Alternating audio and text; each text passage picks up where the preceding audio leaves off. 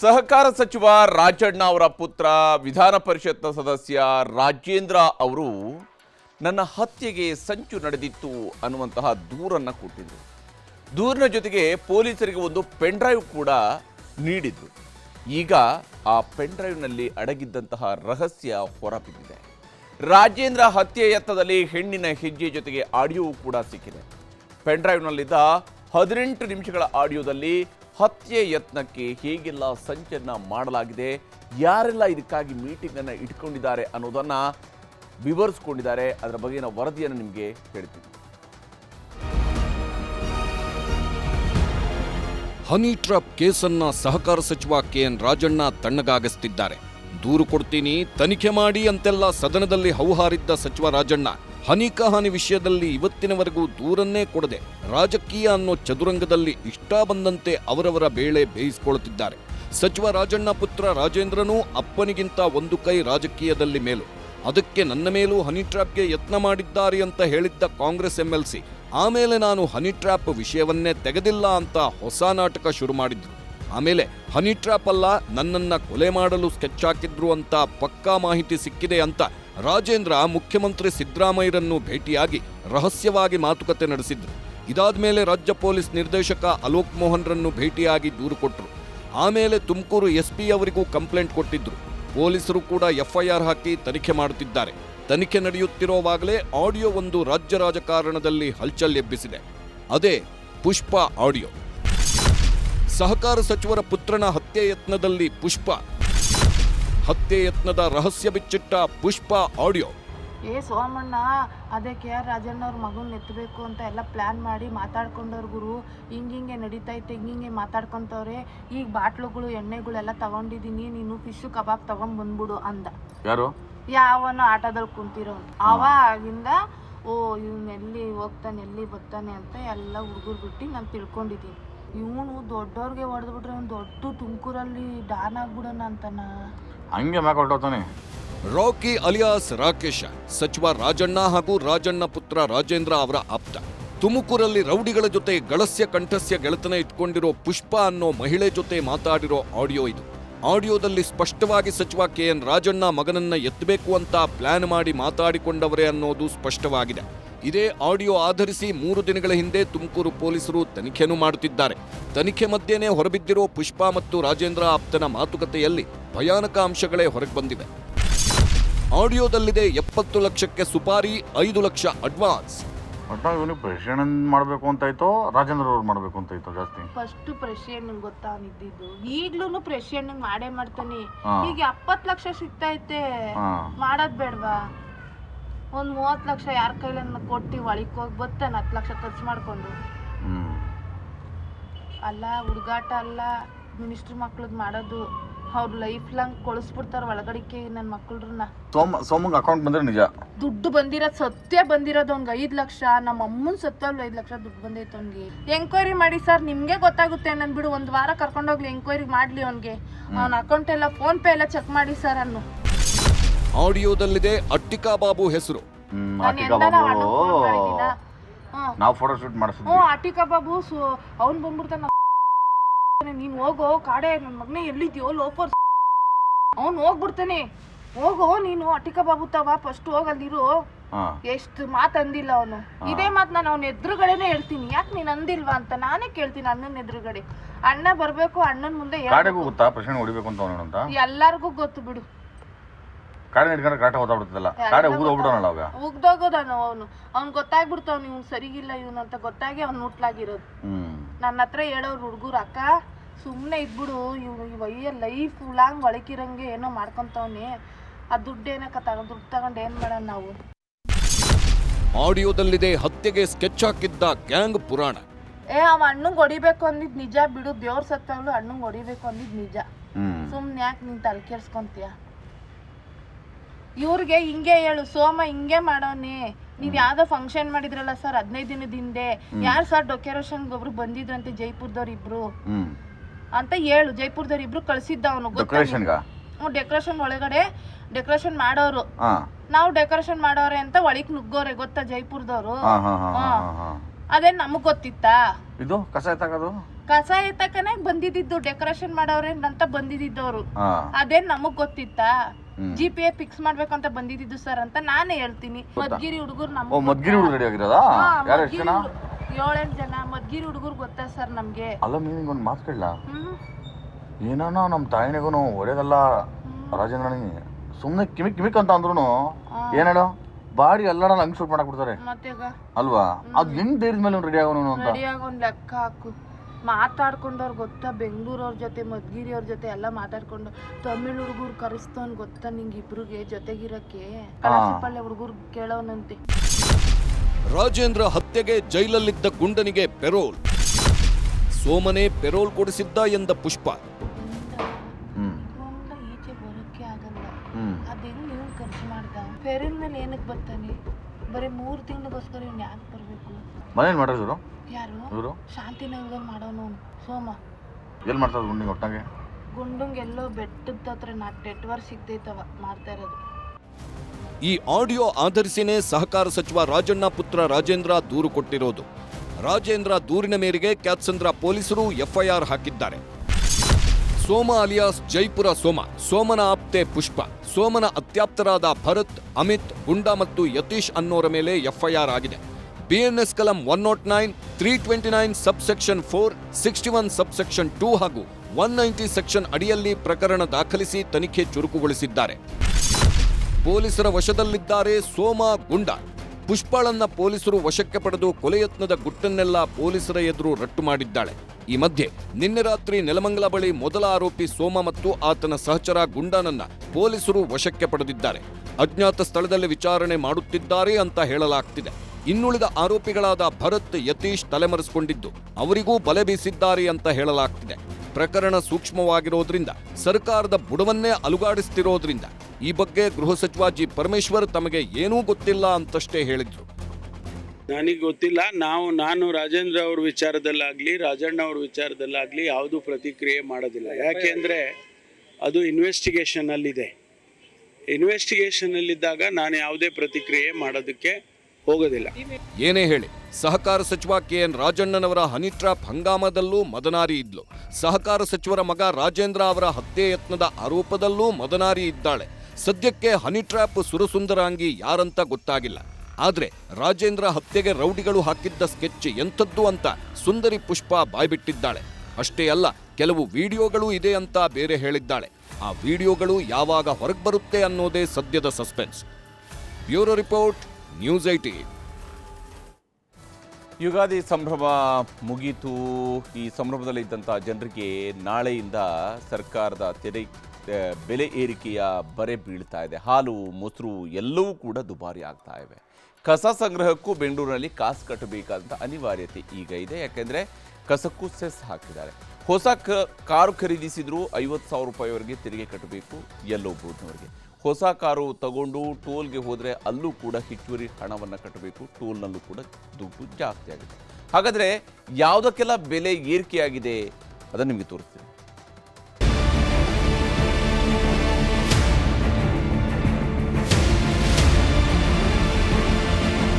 5 ಗ್ಯಾರಂಟಿಗಳನ್ನು ಕೊಟ್ಟು ಬಹುಮತ ಪಡೆದು ಅಧಿಕಾರಕ್ಕೆ ಬಂದ ಕಾಂಗ್ರೆಸ್ ಸರ್ಕಾರ ಇತಿಹಾಸವೇ ನೆನಪಲ್ಲಿ ಇಟ್ಟುಕೊಳ್ಳುವ ಶಾಕ್ ಕೊಟ್ಟಿದೆ.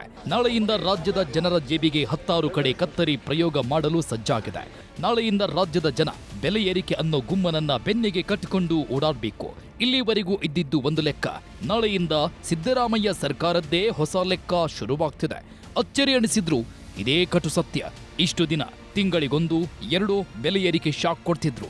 ಈಗ ಒಂದೇ ಸಲ ಸಾಲು ಬೆಲೆ ಏರಿಕೆ ಮಾಡಿ ಸರ್ಕಾರ ನಾಳೆಯಿಂದಲೇ ಜಾರಿಗೆ ಬರಲು ಅಧಿಕೃತ ಆದೇಶವನ್ನು ಮಾಡಿದೆ. ಹಾಗಿದ್ರೆ ನಾಳೆಯಿಂದ ಯಾವೆಲ್ಲ ವಸ್ತುಗಳ ಬೆಲೆ ಏರಿಕೆ ಆಗ್ತಿದೆ, ಹಿಂದೆ ಎಷ್ಟಿತ್ತು, ಈಗ ಎಷ್ಟಾಗ್ತಿದೆ ಅನ್ನೋ ಲೆಕ್ಕ ಕೊಡ್ತೀವಿ ನೋಡಿ. ನಂದಿನಿ ಹಾಲು ಬಳಸ್ತಿರುವ 2 ಕೋಟಿಗೂ ಹೆಚ್ಚು ಜನ ನಾಳೆಯಿಂದ ಪ್ರತಿ ಲೀಟರ್ ಹಾಲು ಮತ್ತು ಮೊಸರಿಗೆ 4 ರೂಪಾಯಿ ಹೆಚ್ಚು ಹಣ ಕೊಟ್ಟು ಖರೀದಿ ಮಾಡಬೇಕು. ಇನ್ನು ರಾಜ್ಯದ ಎಲ್ಲಾ ಗೃಹ ಬಳಕೆ ವಿದ್ಯುತ್ ಬಳಸೋರು ಯೂನಿಟ್ಗೆ 36 ಪೈಸೆ ಹೆಚ್ಚು ಹಣ ಕಟ್ಟಬೇಕು. ಗೃಹ ಜ್ಯೋತಿ ಹೆಸರಲ್ಲಿ ಫ್ರೀ ಕರೆಂಟ್ ಇದ್ರೂ ತಿಂಗಳಿಗೆ 50 ರಿಂದ 100 ರೂಪಾಯಿ ಹೆಚ್ಚು ಬಿಲ್ ಬರುತ್ತೆ. ಬರೀ ಕರೆಂಟ್ ಬಿಲ್ ಅಷ್ಟೇ ಅಲ್ಲ, ಪ್ರತಿ ತಿಂಗಳು ಬರುವ ವಿದ್ಯುತ್ ನಿಗದಿತ ದರ 12 ರೂಪಾಯಿ ಬದಲು 145 ರೂಪಾಯಿಗೆ ಏರಿಸಿದ್ದು ಗೃಹ ಜ್ಯೋತಿ ಬಳಸೋರು ಬಿಲ್ ಕಟ್ಟಬೇಕು. ಇನ್ನು ಹೊಸ ಮನೆ ಕಟ್ಟೋರು ಈಗಾಗಲೇ ಮನೆ ಕಟ್ಟಿ ಮನೆಯಲ್ಲಿ ಲಿಫ್ಟ್ ಹಾಕಿಸಿಕೊಂಡಿದ್ರೆ, ಕಚೇರಿಗಳಲ್ಲಿ ಲಿಫ್ಟ್ಗಳಿದ್ರೂ ರಿನಿವಲ್ಗೆ ಅಂತ ಹೋದ್ರೆ ಹೆಚ್ಚುವರಿಯಾಗಿ ಮಿನಿಮಮ್ 1,500 ರೂಪಾಯಿ ಪಾವತಿ ಮಾಡಬೇಕು. ಬೃಹತ್ ಕಟ್ಟಡಗಳು, ಕೈಗಾರಿಕೆಗಳು ಟ್ರಾನ್ಸ್ಫಾರ್ಮರ್ ಹಾಕಿಸಿದ್ರೆ ಅದನ್ನ ರಿನಿವಲ್ ಮಾಡಿಸೋಕೆ 1,000 ಬದಲು ಈಗ 3,000 ರಿಂದ 8,000ವರೆಗೂ ಹಣ ಕಟ್ಟಬೇಕು. ಹೊಸ ಕಾರು, ಹೊಸ ಬೈಕು ತೆಗೆದುಕೊಳ್ತೀನಿ ಅಂತ ಸರ್ಕಾರಕ್ಕೆ 1,000 ರೂಪಾಯಿ ಸೆಸ್ ಹೆಸರಲ್ಲಿ ಕಮಿಷನ್ ಕಟ್ಟಬೇಕು. ಯೆಲ್ಲೋ ಬೋರ್ಡ್ ವಾಹನಗಳನ್ನು ಖರೀದಿ ಮಾಡಿದ್ರೆ ಆ ವಾಹನಗಳ ಬೆಲೆ 10,000ದ ಒಳಗಿದ್ರೆ ಹೆಚ್ಚುವರಿಯಾಗಿ 50 ರಿಂದ 70,000 ರೂಪಾಯಿ ಕಟ್ಟಬೇಕು.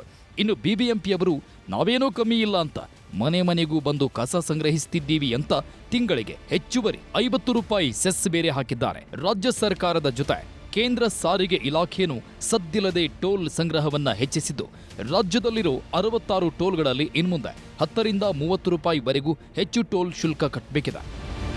ಸಿದ್ದರಾಮಯ್ಯ ಸರ್ಕಾರ ಅಧಿಕಾರಕ್ಕೆ ಬಂದು 2 ವರ್ಷವಾಯಿತು. ಈ ವರ್ಷದಲ್ಲಿ ಪೆಟ್ರೋಲ್, ಡೀಸೆಲ್ ಬೆಲೆ 2 ರೂಪಾಯಿ ಹೆಚ್ಚಿಸಿದ್ರು. ನಂದಿನಿ ಹಾಲನ್ನ 3ನೇ ಸಲ ಏರಿಕೆ ಮಾಡಿದ್ದಾರೆ. ಬಿಯರ್ ದರವನ್ನ 3 ಸಲ ಏರಿಕೆ ಮಾಡಿ 1 ಸಲ ಇಳಿಸಿದ್ರು. ಇನ್ನು ಮೆಟ್ರೋ ರೈಲಿನ ದರವು 45 ರಿಂದ 55ರಷ್ಟು ಏರಿಕೆ ಆಯಿತು. ಈಗ ಒಂದೇ ಸಲ ಜನರ ಜೇಬಿಗೆ ಕನ್ನ ಹಾಕಿದೆ.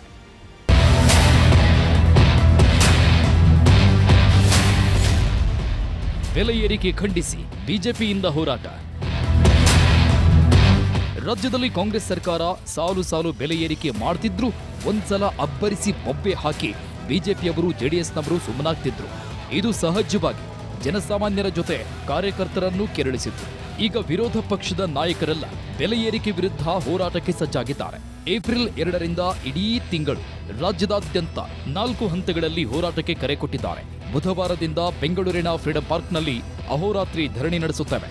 ನಮ್ಮ ಪಕ್ಷದ ಶಾಸಕರು, ಸಂಸದರು, ಪರಾಜಿತ ಅಭ್ಯರ್ಥಿಗಳು ಹಾಗೂ ಜಿಲ್ಲಾ ಘಟಕದ ಅಧ್ಯಕ್ಷರು ಅಹೋರಾತ್ರಿ ಧರಣಿಯಲ್ಲಿ ಭಾಗಿಯಾಗ್ತಾರೆ.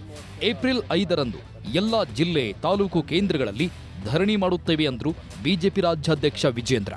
ದುಬಾರಿಯಾದ ಜೀವನವನ್ನ ಈ ನಾಡಿನ ಜನ ನಡೆಸುವಂತಹ ದುಸ್ಥಿತಿಗೆ ಇವತ್ತು ಈ ಕಾಂಗ್ರೆಸ್ ಸರ್ಕಾರ ನಿರ್ಮಾಣ ಮಾಡಿದೆ.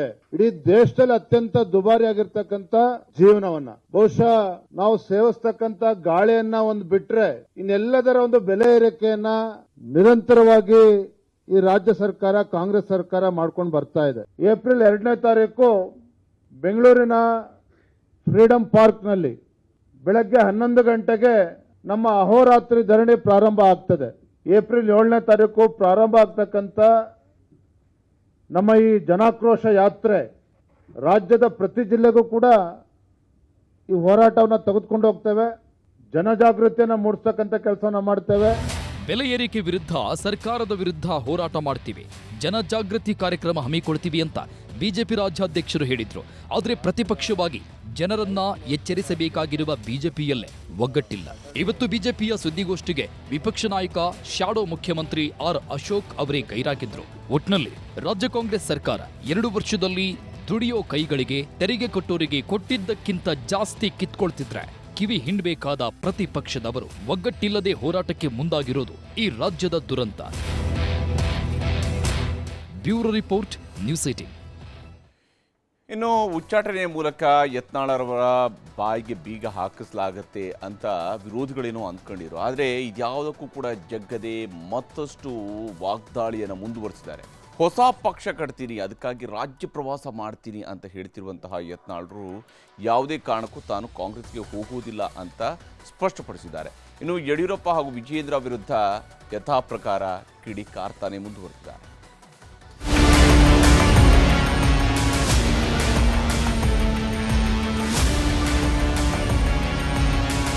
ಬಿಜೆಪಿಯಿಂದ ಉಚ್ಚಾಟನೆಯಾದರೂ ಶಾಸಕ ಬಸನಗೌಡ ಪಾಟೀಲರ ಸಮರ ನಿಂತಿಲ್ಲ. ಕಮಲ ಪಕ್ಷದಲ್ಲಿದ್ದಾಗಲೂ ಯಡಿಯೂರಪ್ಪ, ವಿಜಯೇಂದ್ರ ವಿರುದ್ಧ ಮುಗಿಬೀಳುತ್ತಿದ್ದ ಯತ್ನಾಳ್ ಈಗಲೂ ಅದನ್ನೇ ಮುಂದುವರೆಸಿದ್ದಾರೆ.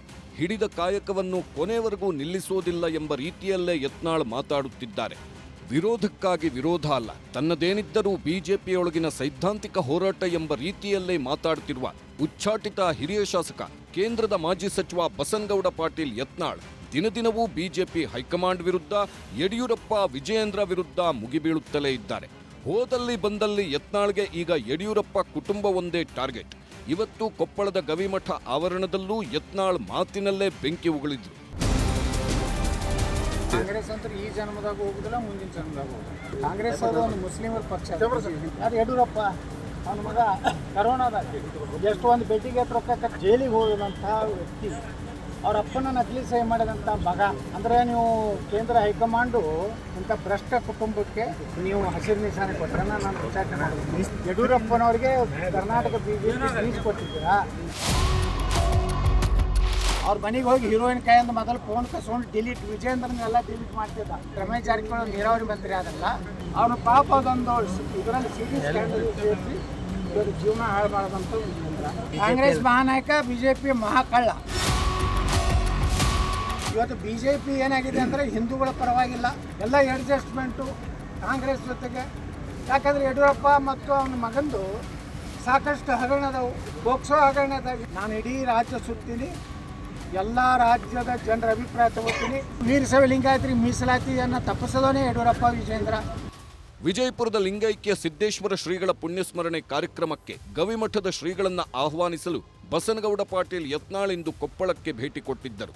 ಅಧಿಕೃತ ಕಾರ್ಯಕ್ರಮ ಮುಗಿಸಿದ ಬಳಿಕ ರಾಜಕೀಯದ ಮುಂದಿನ ನಡೆ ನಿರ್ಧಾರಗಳ ಬಗ್ಗೆ ಮಾಧ್ಯಮದವರೊಂದಿಗೆ ಮಾತಾಡಿದ್ರು. ಬಿಜೆಪಿಗೆ ವಾಪಸ್ ಬರ್ತಾರಾ, ಕಾಂಗ್ರೆಸ್ ಸೇರುತ್ತಾರಾ, ಹೊಸ ಪಕ್ಷ ಕಟ್ಟುತ್ತಾರಾ ಎಂಬ ಚರ್ಚೆಗಳಿಗೆಲ್ಲ ಖಡಕ್ ಉತ್ತರ ಕೊಟ್ಟರು. ಇದೇ ವೇಳೆ ವಿಜಯದಶಮಿ ಹೊತ್ತಿಗೆ ಹೊಸ ಪಕ್ಷ ಕಟ್ಟೋದಿಕ್ಕೂ ಮುಂಚೆ ರಾಜ್ಯ ಪ್ರವಾಸ ಮಾಡುವುದಾಗಿ ಘೋಷಿಸಿದ್ದಾರೆ. ನಾನು ಸಾಮಾಜಿಕ ಜಾಲತಾಣದ ಮೂಲಕ ಜನರ ಅಭಿಪ್ರಾಯ ತಗೋತೀನಿ. ನಾನು ಇಡೀ ರಾಜ್ಯ ಸುತ್ತೀನಿ, ಎಲ್ಲ ರಾಜ್ಯದ ಜನರ ಅಭಿಪ್ರಾಯ ತಗೋತೀನಿ. ಬಿಜೆಪಿಯಿಂದ ಯತ್ನಾಳ್ರನ್ನ ಉಚ್ಚಾಟನೆ ಮಾಡುತ್ತಿದ್ದಾರೆ. ಅವರು ಕಾಂಗ್ರೆಸ್ ಸೇರುತ್ತಾರೆ ಎಂಬೆಲ್ಲ ಚರ್ಚೆಗಳು ಈಗಾಗಲೇ ವಿಧಾನಸೌಧದಿಂದ ಹಿಡಿದು ವಿಜಯಪುರದವರೆಗೂ ನಡೆದಿವೆ. ಇಂಥ ಸಂದರ್ಭದಲ್ಲೇ ಧಾರವಾಡ ಗ್ರಾಮೀಣ ಘಟಕದ ಜಿಲ್ಲಾಧ್ಯಕ್ಷ ಅನಿಲ್ ಕುಮಾರ್ ಪಾಟೀಲ್ ಶಾಸಕ ಯತ್ನಾಳ್ರನ್ನ ಭೇಟಿಯಾಗಿ ಚರ್ಚಿಸಿದ್ದು ಈ ಊಹಾಪೋಹಕ್ಕೆ ಮತ್ತಷ್ಟು ರೆಕ್ಕೆ ಪುಕ್ಕ ಹುಟ್ಟಿಸಿತ್ತು. ಆದರೆ ಯತ್ನಾಳ್ ಕಾಂಗ್ರೆಸ್ ಸೇರ್ಪಡೆ ಸಾಧ್ಯತೆಯನ್ನ ಖುದ್ದು ವಿಜಯಪುರ ಜಿಲ್ಲಾ ಉಸ್ತುವಾರಿ ಸಚಿವ ಎಂಬಿ ಪಾಟೀಲ್ ಹಾಗೂ ಆರೋಗ್ಯ ಸಚಿವ ದಿನೇಶ್ ಗುಂಡೂರಾವ್ ತಳ್ಳಿ ಹಾಕಿದ್ದಾರೆ. ಯತ್ನಾಳರ ಸಿದ್ಧಾಂತ ಕಾಂಗ್ರೆಸ್ ಸಿದ್ಧಾಂತಕ್ಕೆ ಹೊಂದಾಣಿಕೆಯಾಗಲ್ಲ ಎಂದಿದ್ದಾರೆ. ಹೀಗಾಗಿ ನಮ್ಮ ಪಕ್ಷದಲ್ಲಿ ಅವರು ಅರ್ಜಿ ಹಾಕಿಲ್ಲ, ಹಾಕಿದ್ರು ಕೂಡ ಬಹಳ ಕಷ್ಟ ಇದೆ. ನಮ್ಮ ಒಂದು ಸಿದ್ಧಾಂತಕ್ಕೇನೆ ತದ್ವಿರುದ್ಧವಾಗಿ ಇರುವಂಥದ್ದು. ಜನತಾದಳಕ್ಕೆ ಹೋದ್ರೆ ಬಹುಶಃ ಅವರು ಅದರ ಬಗ್ಗೆ ನಾನು ಆಲೋಚನೆ ಮಾಡಿದ್ರೂ ಗೊತ್ತಿಲ್ಲ. ಅತ್ತ ಕಾಂಗ್ರೆಸ್ನವರು ತಮ್ಮ ಪಕ್ಷದ ಬಾಗಿಲನ್ನು ಯತ್ನಾಳ್ಗೆ ತೆರೆಯಲ್ಲ ಅಂತಿದ್ದಾರೆ. ನಾನು ಅವರ ಪಕ್ಷದ ಬಾಗಿಲು ಬಡಿಯುವ ಜಾಯಮಾನದವನೇ ಅಲ್ಲ ಎಂಬ ರೀತಿಯಲ್ಲಿ ಯತ್ನಾಳ್ ಮಾತಾಡಿದ್ದಾರೆ. ಈ ಜನ್ಮ ಅಥವಾ ಮುಂದಿನ ಜನ್ಮದಲ್ಲೂ ಕಾಂಗ್ರೆಸ್ ಸೇರೋದಿಲ್ಲ ಎಂದು ಜನ್ಮ ಜನ್ಮಾಂತರಗಳ ಭರವಸೆಯನ್ನು ಒಂದೇ ಬಾರಿಗೆ ಕೊಟ್ಟು ಮುಗಿಸಿದ್ದಾರೆ. ತಾನು ಕಾಂಗ್ರೆಸ್ ಸೇರುತ್ತಿದ್ದೇನೆ ಅನ್ನೋದೆಲ್ಲ ಊಹಾಪೋಹ ಎನ್ನುತ್ತಲೇ ಇದೂ ಕೂಡ ವಿಜಯೇಂದ್ರ ಸೃಷ್ಟಿಸಿರುವ ಸುಳ್ಳಿನ ಕಥೆ ಎಂದು ಯತ್ನಾಳ್ ಹರಿಹಾಯ್ದಿದ್ದಾರೆ. ಕಾಂಗ್ರೆಸ್ ಅಂತ ಈ ಜನ್ಮದಾಗ ಹೋಗುದಿಲ್ಲ, ಮುಂದಿನ ಜನ್ಮದಾಗ ಹೋಗುದಿಲ್ಲ. ಕಾಂಗ್ರೆಸ್ ಅದು ಒಂದು ಮುಸ್ಲಿಮರ ಪಕ್ಷ, ಹಿಂದೂಗಳ ಪಕ್ಷ. ಅದೇನೋ ಯಾರೋ ಅಪಪ್ರಚಾರ ಸಹಜ ಐತಿ. ವಿಜಯೇಂದ್ರನ ಟೀಮು ಅವ್ರದ್ದೇ ಆದಂಥ ನಕಲಿ ಸಾಮಾಜಿಕ ಜಾಲತಾಣಗಳಲ್ಲ, ಅದರಲ್ಲಿ ನಕಲಿ ಫೋಟೋಗಳನ್ನು ಹಾಕುವುದು, ನಕಲಿ ರೀತಿಯ ಸುದ್ದಿಗಳನ್ನು ಬಿಡುಗಡೆ ಮಾಡುವುದು. ಇದೇ ವೇಳೆ ತಮ್ಮನ್ನು ಉಚ್ಚಾಟನೆ ಮಾಡಿದ ಬಿಜೆಪಿ ಹೈಕಮಾಂಡ್ಗೂ ಟಕ್ಕರ್ ಕೊಟ್ಟರು ಯತ್ನಾಳ್. ಯಡಿಯೂರಪ್ಪ ವಿಜಯೇಂದ್ರ ವಿರುದ್ಧ ಏನೂ ಕ್ರಮ ಕೈಗೊಳ್ಳದ ಹೈಕಮಾಂಡ್ ಭ್ರಷ್ಟರಿಗೆ, ಲೂಟಿಕೋರರಿಗೆ ಗ್ರೀನ್ ಸಿಗ್ನಲ್ ಕೊಟ್ಟಿದೆ ಎಂದು ಝಾಡಿಸಿದ್ರು. ಕೇಂದ್ರ ಹೈಕಮಾಂಡು ಇಂಥ ಭ್ರಷ್ಟ ಕುಟುಂಬಕ್ಕೆ ನೀವು ಹಸಿರು ನಿಶಾನೆ ಕೊಟ್ಟರೆ ನಾನು ವಿಚಾರಣೆ ಮಾಡ್ತೀನಿ. ಅಂದರೆ ಬಿಜೆಪಿಯಲ್ಲಿ ಇವತ್ತು ಯಡಿಯೂರಪ್ಪನವ್ರಿಗೆ ಕರ್ನಾಟಕ ಬಿಜೆಪಿ ಫೀಸ್ ಕೊಟ್ಟಿದ್ದೀರಾ? ಪಾಪ ಒಬ್ಬ ವಾಲ್ಮೀಕಿ ಜನಾಂಗದ ರಮೇಶ್ ಜಾರಕಿಹೊಳಿ ಅದು ವಿಜೇಂದ್ರಪ್ಪ ಕೈ ಇದೆ. ಕಾಂಗ್ರೆಸ್ ಮಹಾನಾಯಕ ಅಂತಾರಲ್ಲ ಸರ್, ಮತ್ತೆ ಕಾಂಗ್ರೆಸ್ ಮಹಾನಾಯಕ, ಬಿಜೆಪಿ ಮಹಾಕಳ್ಳ, ಇಬ್ರು ಕೂಡ. ಹೀಗೆ ಐಪಿಎಲ್ಗೆ ಸೆಡ್ಡು ಹೊಡೆಯುವ ರೀತಿಯಲ್ಲಿ ಬಸನಗೌಡ ಪಾಟೀಲ್ ಯತ್ನಾಳರು ಮಾತಿನಲ್ಲೇ 6-4 ಬಾರಿಸೋದ್ರಲ್ಲಿ ಬ್ಯುಸಿಯಾಗಿದ್ದಾರೆ. ಇದರ ನಡುವೆಯೇ ಯತ್ನಾಳ್ ಹೊಸ ಪಕ್ಷ ಕಟ್ಟುವ ಕೆಲಸಕ್ಕೆ ಅಭಿಮಾನಿಗಳೇ ಚಾಲನೆ ಕೊಟ್ಟಂತಿದೆ. ಸೋಷಿಯಲ್ ಮೀಡಿಯಾದಲ್ಲಿ ಈಗಾಗಲೇ ಯತ್ನಾಳ್ ಪರ ಕ್ಯಾಂಪೇನ್ ಶುರು ಮಾಡಿದ್ದಾರೆ. ಯಡಿಯೂರಪ್ಪ ವಿಜಯೇಂದ್ರ ಇಲ್ಲದಿದ್ದರೆ ಮಾತ್ರ ಮತ್ತೆ ಬಿಜೆಪಿಗೆ ಯತ್ನಾಳ್ ವಾಪಸ್ ಆಗ್ತಾರೆ ಎಂಬ ಸಂದೇಶ ರವಾನೆ ಮಾಡೋ ಕೆಲಸಗಳೂ ಆಗ್ತಿವೆ. ಅದಕ್ಕೆ ತಕ್ಕಂತೆಯೇ ಮಾತನಾಡಿರುವ ಯತ್ನಾಳ್ ಚೆನ್ನಮ್ಮ, ರಾಯಣ್ಣ, ಬಾಬಾ ಸಾಹೇಬ್ ಅಂಬೇಡ್ಕರ್ ಆಶಯಗಳನ್ನು ಒಳಗೊಂಡಿರುವ ಹಿಂದೂ ಪಕ್ಷವೊಂದನ್ನು ಸ್ಥಾಪನೆ ಮಾಡ್ತೇನೆ ಎಂದಿದ್ದಾರೆ. ನಾವು ಬರೀ ಚೆನ್ನಮ್ಮ, ರಾಯಣ್ಣ ಬ್ರಿಗೇಡ್ ಸಲ ಕೆಲಸ ಮಾಡೋದಲ್ಲ, ಇಡೀ ಹಿಂದೂ ಸಮಾಜ ಸಲ ಕೆಲಸ ಮಾಡ್ತಾರೆ. ಆದರೆ ಚೆನ್ನಮ್ಮರು ಬರ್ತಾರೆ, ರಾಯಣ್ಣರು ಬರ್ತಾನೆ, ವಾಲ್ಮೀಕಿ ಬರ್ತಾನೆ, ಬಾಬಾ ಸಾಹೇಬ್ ಅಂಬೇಡ್ಕರ್. ನಾನು ಇಡೀ ರಾಜ್ಯ ಸುತ್ತೀನಿ, ಎಲ್ಲ ರಾಜ್ಯದ ಜನರ ಅಭಿಪ್ರಾಯ ತಗೋತೀನಿ. ಯತ್ನಾಳ್ ಹೀಗೆ ಮಾತಿನಲ್ಲೇ ಭರ್ಜರಿ ಬ್ಯಾಟಿಂಗ್ ಮಾಡುತ್ತಾ ಮುನ್ನುಗ್ಗುತ್ತಿದ್ರೆ ಬಿಜೆಪಿ ಘಟಕ ಎಲ್ಲವನ್ನೂ ನೋಡುತ್ತಲೇ ಕುಳಿತಿದೆ. ಒಂದಿಷ್ಟು ಮಂದಿ ಯತ್ನಾಳ್ ಪರ ಮಾತಾಡ್ತಿದ್ದರೆ ಇನ್ನೂ ಕೆಲವರು ಸಿಕ್ಕಿದ್ದೇ ಚಾನ್ಸ್ ಎಂಬ ರೀತಿಯಲ್ಲಿ ಹಳೆ ಸಿಟ್ಟನ್ನು ಸೇರಿಸಿಯೇ ಯತ್ನಾಳ್ಗೆ ಪಂಚ್ ಕೊಡ್ತಿದ್ದಾರೆ. ನೋಡೋಣ, ಪಾರ್ಟಿ ಎಲ್ಲ ವಿಚಾರಗಳನ್ನು ಕೂಡ ಸೂಕ್ಷ್ಮವಾಗಿ ಗಮನಿಸ್ತಾ ಇದೆ. ಪಾರ್ಟಿ ಸೂಕ್ತ ಟೈಮಲ್ಲಿ ಸೂಕ್ತ ನಿರ್ಧಾರವನ್ನು ತಗೊಂಡಂಥ ಕೆಲಸ ಪಾರ್ಟಿ ಮಾಡುತ್ತೆ. ಇವತ್ತು ಪಾರ್ಟಿ ನಿರ್ಧಾರನೇ ಅಂತಿಮ ಆಗುತ್ತೆ. ಹಂಗಾಗಿ ಮುಂದಿನ ದಿನಗಳಲ್ಲಿ ನಮ್ಮ ಉದ್ದೇಶ ಇವತ್ತು ಪಾರ್ಟಿ ಸಂಘಟನೆ ಮಾಡಬೇಕು. ಇವತ್ತಿನ ಕಲಿಯುಗದ ಏನು ಶಿಶುಪಾಲ ಅಂದರೆ ಅದು ಯತ್ನಾಳ್. ಅದಕ್ಕೆ ಹೇಗೆ ಶಿಶುಪಾಲನಿಗೆ ಶಿಕ್ಷೆ ಆಯಿತೋ ಅದೇ ರೀತಿಯಾದಂಥ ಶಿಕ್ಷೆ ಈ ರಾಜ್ಯದ ಜನ ಬಸವನಗೌಡ ಯತ್ನಾಳಕ್ಕೆ ಕೊಡ್ತಾರೆ ಅಂತಕ್ಕಂಥದ್ದು ಈ ಸಂದರ್ಭದಲ್ಲಿ ಹೇಳಲಿಕ್ಕೆ ಬಯಸ್ತೇನೆ. ಹೀಗೆ ರಾಜ್ಯದಲ್ಲಿ ರಾಜಾಹುಲಿ ವರ್ಸಸ್ ಹಿಂದೂ ಹುಲಿ ನಡುವಿನ ಫೈಟ್ ಯತ್ನಾಳ್ ಉಚ್ಚಾಟನೆ ನಂತರವೂ ಮುಂದುವರೆದಿದೆ. ಯುಗಾದಿ ಹಬ್ಬದ ಸಡಗರದ ನಡುವೆಯೇ ಮಾತಿನೇಟುಗಳ ಮೂಲಕ ಯತ್ನಾಳ್ ಸಮರ ಮುಂದುವರೆದಿದೆ. ಇದರ ತೀವ್ರತೆಯನ್ನು ತಗ್ಗಿಸಲೋ ಏನೋ ಎಂಬಂತೆ ರಾಜ್ಯ ಬಿಜೆಪಿಯ ನೇತೃತ್ವದಲ್ಲಿ ಬೆಲೆ ಏರಿಕೆ ವಿರುದ್ಧ ಜನಾಕ್ರೋಶ ಯಾತ್ರೆ ಘೋಷಣೆಯಾಗಿದೆ. ಏಪ್ರಿಲ್ 2ರಿಂದಲೇ ವಿಜಯೇಂದ್ರ ನೇತೃತ್ವದಲ್ಲಿ ಅಹೋರಾತ್ರಿ ಧರಣಿ ಶುರುವಾಗಲಿದ್ದು, ಇದೆಲ್ಲ ಯತ್ನಾಳ್ ಉಚ್ಚಾಟನೆಯಿಂದ ಎದ್ದಿರುವ ಬಿಸಿಯನ್ನು ತಗ್ಗಿಸಲು ನಡೆಯುತ್ತಿರುವ ಪ್ರಯತ್ನವೇ ಎಂಬ ಅನುಮಾನ ಕೂಡ ಶುರುವಾಗಿದೆ. Bureau report, news 18. ಕಾಂಗ್ರೆಸ್ನಲ್ಲಿ ಮತ್ತೆ ಕುರ್ಚಿಯ ಕಿತ್ತಾಟ ತಾರಕಕ್ಕಿರುವಂತಹ ಎಲ್ಲ ಲಕ್ಷಣ ಕಂಡು ಬರ್ತಾ ಇದೆ. ಡಿ ಕೆ ಶಿವಕುಮಾರ್ ಅವರನ್ನ ಕೆಪಿಸಿಸಿ ಪಟ್ಟದಿಂದ ಕೆಳಗಿಳಿಸಲೇಬೇಕು ಅಂತ ತೆರೆಮರೆಯಲ್ಲಿ ಪ್ಲಾನ್ ಒಂದು ನಡೀತಾ ಇದೆ. ಅಧ್ಯಕ್ಷ ರೇಸ್ನಲ್ಲಿರುವಂತಹ ಸಚಿವ ಸತೀಶ್ ಜಾರಕಿಹೊಳಿ ಮೊನ್ನೆ ದೆಹಲಿಗೆ ಹೋಗಿ ಬಂದರು. ನಾನೇ ಅಧ್ಯಕ್ಷ ಆಗಬೇಕು ಅಂತಲೂ ಕೂಡ ಅವರು ಹೇಳ್ಕೊಡ್ತಾ ಇದ್ದಾರೆ. ಸೀಟು RAC ಆಗಿದೆ, ರೈಲ್ನಲ್ಲಿ ಆಗುವಂತೆ ಅನ್ನುವಂತಹ ಮಾತುಗಳನ್ನು ಕೂಡ ಈಗ ಹೇಳಿದ್ದಾರೆ. ಈ ಮಧ್ಯೆ ಮುಖ್ಯಮಂತ್ರಿ ಸಿದ್ದರಾಮಯ್ಯವರು ಕೂಡ ದೆಹಲಿಗೆ ಹೊರಟಿದ್ದು ಕುತೂಹಲವನ್ನು ಕೆರಳಿಸಿದ್ದಾರೆ. ನಾವು ಅಧ್ಯಕ್ಷರು ಇಲ್ಲೇ ಆಗಬೇಕು, ಮುಖ್ಯಮಂತ್ರಿ ಇಲ್ಲೇ ಆಗಬೇಕು. ಇದೇನು ಪರ್ಮನೆಂಟ್ ಪೋಸ್ಟ್ ಅಲ್ಲ ತಾನೆ. ಪಕ್ಷದಲ್ಲಿ ಯಾರು ಕೂಡ ನಾವು ಮುಂದುವರಿಬೇಕಂದ್ರೂ ಮುಂದುವರಿಯಕ್ಕಾಗಲ್ಲ, ನಾವು ತೆಗಿಬೇಕಂದ್ರೂ ತೆಗಿಲಕ್ಕಾಗೋದಿಲ್ಲ. ಕೆಪಿಸಿಸಿ ಅಧ್ಯಕ್ಷರ ಬದಲಾವಣೆ ವಿಚಾರ ರಾಜ್ಯ ಕಾಂಗ್ರೆಸ್ನಲ್ಲಿ ಬಿರುಗಾಳಿ ಎದ್ದಿದೆ. ಅಧ್ಯಕ್ಷ ಗಾದಿಯಿಂದ ಡಿಕೆ ಶಿವಕುಮಾರ್ರನ್ನ ಕೆಳಗಿಳಿಸಬೇಕು ಅಂತ ವಿರೋಧಿಗಳು ತೆರೆಮರೆಯಲ್ಲಿ ಕಸರತ್ತು ಮಾಡ್ತಿದ್ದಾರೆ. ಅಧ್ಯಕ್ಷರ ರೇಸ್ನಲ್ಲಿರುವ ಸಚಿವ ಸತೀಶ್ ಜಾರಕಿಹೊಳಿ ಕಳೆದ ವಾರ ದೆಹಲಿಗೆ ಹೋಗಿದ್ರು. 4 ದಿನ ಅಲ್ಲೇ ಠಿಕಾಣಿ ಹೂಡಿದ್ರು. ಹೈಕಮಾಂಡ್ ನಾಯಕರನ್ನು ಕೂಡ ಭೇಟಿಯಾಗಿ ಚರ್ಚಿಸಿದ್ರು. ಈಗ ಸತೀಶ್ ಜಾರಕಿಹೊಳಿ ದೆಹಲಿಗೆ ಹೋಗಿ ಬಂದ ಬೆನ್ನಲ್ಲೇ ಈಗ ಸಿಎಂ ಸಿದ್ದರಾಮಯ್ಯ ಕೂಡ ದೆಹಲಿ ಪ್ರವಾಸ ಕೈಗೊಂಡಿದ್ದಾರೆ. ಇದ್ರು ಭವಿಷ್ಯ ಇಲ್ಲೇ ಇದೆ. ನಾವು ಅಧ್ಯಕ್ಷರು ಇಲ್ಲೇ ಆಗಬೇಕು, ಮುಖ್ಯಮಂತ್ರಿ ಇಲ್ಲೇ ಆಗಬೇಕು. ಇಲ್ಲೇ ವೇಟಿಂಗ್ನಾಗ ಲಿಸ್ಟ್ನಾಗ ಅದೀವಿ, ವೇಟಿಂಗ್ನಾಗ ಕಾಯ್ತಾ ಇದೀವಿ. ಅವ್ರು ಕ್ಯಾನ್ಸಲ್ ಆದಾಗ ಅದು ರಿಸರ್ವ್ ಆಗ್ತೈತೆ. ಹಂಗೆ ಯಾರು ಬರ್ದಿಲ್ಲ ಅಂದ್ರೆ ಸಿಕ್ತ ಚಾನ್ಸ್ ಸಿಗ್ಬೋದು. ಹಂಗೆ RAC ಇದ್ದಂಗೆ ಅದೀವಿ ನಾವೆಲ್ಲ. ದೆಹಲಿಯಿಂದ ವಾಪಸಾದ ಬಳಿಕ ಅಧ್ಯಕ್ಷರಾಗುವ ಸಿಎಂ ಆಗುವ ಬಯಕೆ ವ್ಯಕ್ತಪಡಿಸಿ ವೇಟಿಂಗ್ ಲಿಸ್ಟ್ ಅಸ್ತ್ರ ಪ್ರಯೋಗಿಸಿದ್ರು. ಆಮೇಲೆ ಸಚಿವರಾದ Mahadevappa, doctor Parameshwar, KJ George, Zameer Ahmed ಜೊತೆಯೂ ರಹಸ್ಯ ಸಭೆ ಮಾಡಿದ್ರು. ಇದು ಕಾಂಗ್ರೆಸ್ನಲ್ಲಿ ಸಂಚಲನ ಮೂಡಿಸಿತ್ತು. ದೆಹಲಿಯ ಚಾಣಕ್ಯಪುರಿಯಲ್ಲಿ ನೂತನ ಕರ್ನಾಟಕ ಭವನದ ಕಟ್ಟಡ ನಿರ್ಮಿಸಲಾಗಿದ್ದು ಬುಧವಾರ ಉದ್ಘಾಟನೆಗಿದೆ. ಹಾಗಾಗಿ ಸಿಎಂ ದೆಹಲಿಗೆ ತೆರಳುತ್ತಿದ್ದಾರೆ. 3 ದಿನಗಳ ಕಾಲ ದೆಹಲಿಯಲ್ಲಿ ಇರಲಿದ್ದಾರೆ.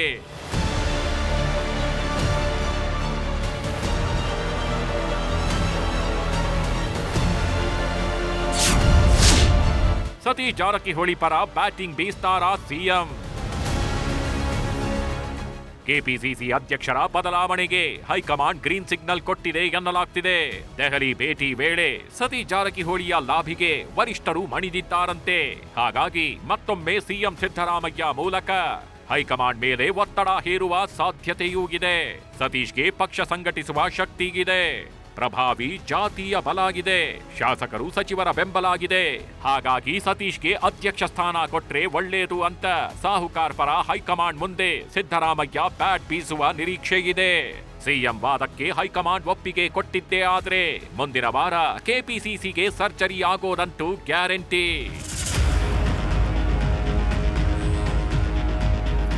ದೆಹಲಿಗೆ ಸಿಎಂ ಹೋಗಲು ಸಿದ್ಧವಾಗ್ತಿದ್ದಂತೆ ಹೆತ್ತ ಸಚಿವರು ಕೆಪಿಸಿಸಿ ಅಧ್ಯಕ್ಷರ ಬದಲಾವಣೆ ಅನಿವಾರ್ಯದ ಬಗ್ಗೆ ಪರೋಕ್ಷವಾಗಿ ಮಾತಾಡೋಕೆ ಶುರು ಮಾಡಿದ್ದಾರೆ.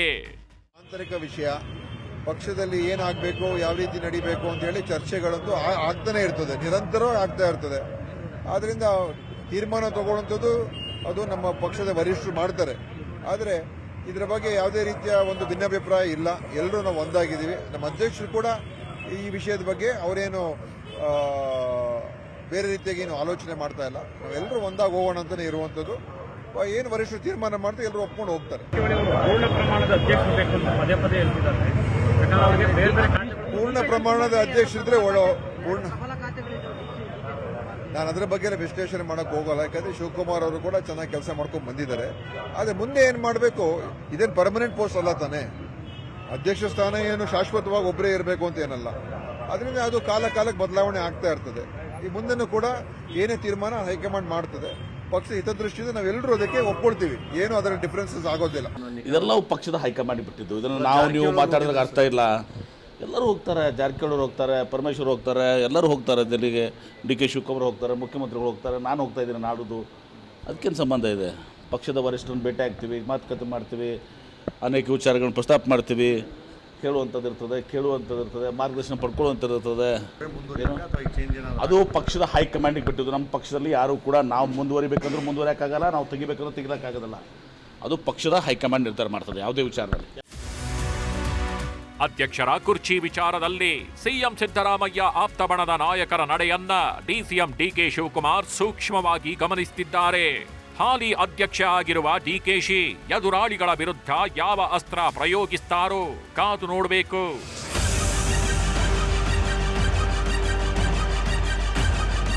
Bureau report, news 18. ಈಗ ರಾಜ್ಯ ದೇಶ ವಿದೇಶಗಳ ಮತ್ತಷ್ಟು ಪ್ರಮುಖ ಸುದ್ದಿಗಳನ್ನು ಕ್ವಿಕ್ ಆಗಿ ನೋಡೋಣ. ನಟಿ ರಮ್ಯಾ ರಾವ್ ವಿದೇಶದಿಂದ ಜನವರಿಯಲ್ಲಿ 14.56 ಕೆಜಿ ಚಿನ್ನ ಕಳ್ಳ ಸಾಗಾಣಿಕೆ ಮಾಡಿರೋದು ಬಯಲಾಗಿದೆ. ಸ್ಮಗ್ಲಿಂಗ್ಗೆ ಸಹಾಯ ಮಾಡಿದ 3ನೇ ಆರೋಪಿ ಸಾಹಿಲ್ ವಿಚಾರಣೆ ವೇಳೆ ಸ್ಫೋಟಕ ವಿಚಾರ ಬಯಲು ಮಾಡಿದ್ದಾನೆ. ಬಂಡೀಪುರ ರಾಷ್ಟ್ರೀಯ ಉದ್ಯಾನವನದಲ್ಲಿ ರಾತ್ರಿ ವೇಳೆ ವಾಹನ ಸಂಚಾರ ಶುರು ಮಾಡಲು ಸರ್ಕಾರ ನಿರ್ಧರಿಸಿದೆ. ಇದಕ್ಕೆ ಪರಿಸರವಾದಿಗಳು ತೀವ್ರ ವಿರೋಧ ವ್ಯಕ್ತಪಡಿಸಿದ್ದು, ಬಂಡೀಪುರ ಉಳಿಸಿ ಅಭಿಯಾನ ಆರಂಭಿಸಿದ್ದಾರೆ. 2024ರ ಅಕ್ಟೋಬರ್ನಲ್ಲಿ ದಾವಣಗೆರೆ ಜಿಲ್ಲೆಯ ನ್ಯಾಮತಿಯ SBI ಬ್ಯಾಂಕ್ನಲ್ಲಿ ಕಳ್ಳತನ ನಡೆದಿತ್ತು. ಸಾಲ ಕೊಟ್ಟಿಲ್ಲ ಅಂತ 22 ಕೆಜಿ ಚಿನ್ನ ಕದ್ದು ಕಳ್ಳರು ಪರಾರಿಯಾಗಿದ್ರು. ಸದ್ಯ ಪ್ರಕರಣ ಭೇದಿಸಿರುವ ಪೊಲೀಸರು 17 ಕೆಜಿ ಚಿನ್ನವನ್ನ ಜಪ್ತಿ ಮಾಡಿ 5 ಆರೋಪಿಗಳನ್ನ ಬಂಧಿಸಿದ್ದಾರೆ.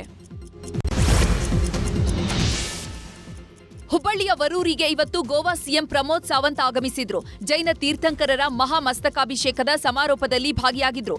ಈ ವೇಳೆ ಮಹದಾಯಿ ಬಗ್ಗೆ ಪ್ರಶ್ನೆ ಕೇಳಿದ್ರೆ ಮಾತನಾಡಲು ನಿರಾಕರಿಸಿದ್ರು. ರಾಜ್ಯದೆಲ್ಲೆಡೆ ಸಂಭ್ರಮದಿಂದ ರಂಜಾನ್ ಹಬ್ಬ ಆಚರಿಸಲಾಗ್ತಾ ಇದೆ. ಇನ್ನು ವಕ್ಫ್ ಕಾಯ್ದೆಗೆ ವಿರೋಧಿಸಿರುವ ಮುಸ್ಲಿಮರು ಪ್ರಾರ್ಥನೆ ವೇಳೆ ಕೈಗೆ ಕಪ್ಪು ಪಟ್ಟಿ ಧರಿಸಿ ಕೇಂದ್ರ ಸರ್ಕಾರದ ವಿರುದ್ಧ ಪ್ರತಿಭಟನೆ ಮಾಡಿದ್ರು. ಇದಾಗಿತ್ತು ಇವತ್ತಿನ ಸೂಪರ್ ಪ್ರೈಮ್ 9. ಈಗ ಒಳನೋಟ ವಿಶೇಷ ಕಾರ್ಯಕ್ರಮ ಪ್ರಸಾರವಾಗುತ್ತೆ. ನೋಡ್ತಾ ಇರಿ ನ್ಯೂಸ್ 18 ಕನ್ನಡ.